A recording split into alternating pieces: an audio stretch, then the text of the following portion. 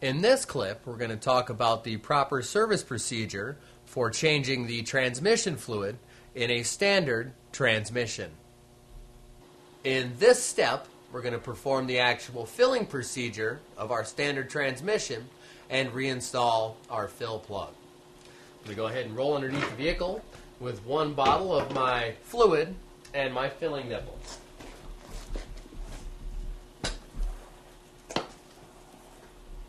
All right, I'm going to go ahead and slide my filling tube into the hole for my transmission and slide it in a decent ways, but don't get stuck.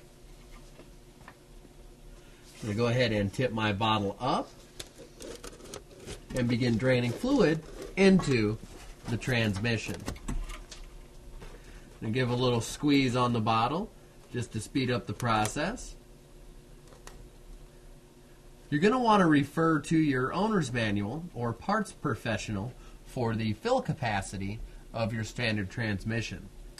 This vehicle in particular takes 2 4/5 of quarts.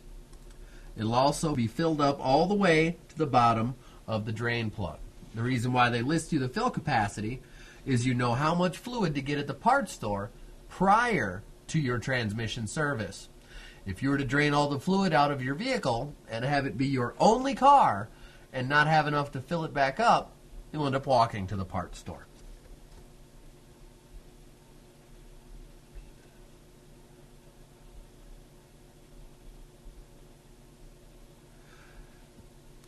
Once you have all the fluid drained from 1 quart, you're going to go ahead and remove the quart out, switch your filling nipple to another bottle, and repeat the procedure until you've reached the correct capacity. That is the proper way to fill your transmission.